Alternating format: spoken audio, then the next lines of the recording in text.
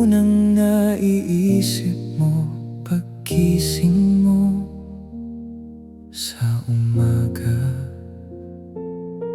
Ako yung tinatakbuhan mo kapag pagod ka na.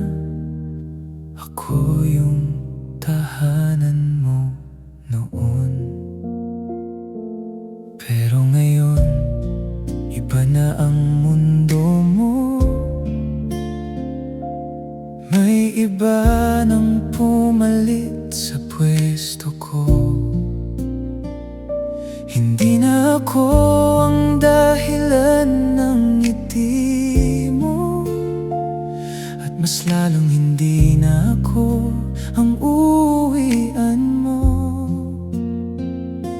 Unti-unti kong tinatanggap na tapos nang tayo. Kahit ang hirap-hirap, kahit ayaw ko pa, hindi na ako yung uuwian mo. Hindi na ako yung hahanapin mo. Sa tuwing pagod ka na sa mundo, hindi na ako ang pahinga mo. Hindi na ako yung mahal mo. Hindi na ako ang pipiliin mo. Sa bawat araw na lumilipas, mas lalo kong nararamdaman wala na tayo.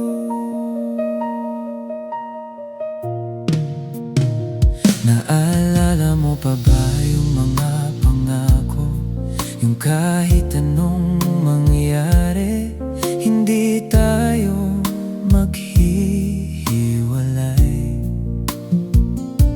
Ngayon parang kwento na lang lahat ng yon, na ako na lang ang nababasa. Ang dami kong gustong itanong, pero pinili kong manahimik.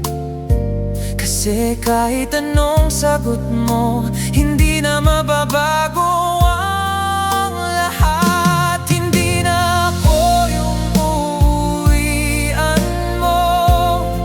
Ako na yung iiwan mo sa lugar na dati ay para sa atin. Ngayon ako na lang ang nandito. Hindi na ako yung mahal mo. Ako na yung nakalimutan mo, habang ikaw ay masaya na sa iba. Ako'y naiwan sa alaala mo.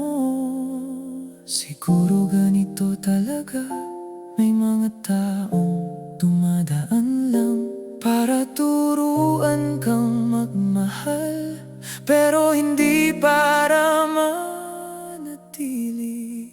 Hindi na ako yung uuwian mo, at kailangan ko nang tanggapin yun, na kahit mahal pa rin kita, hindi na pwede.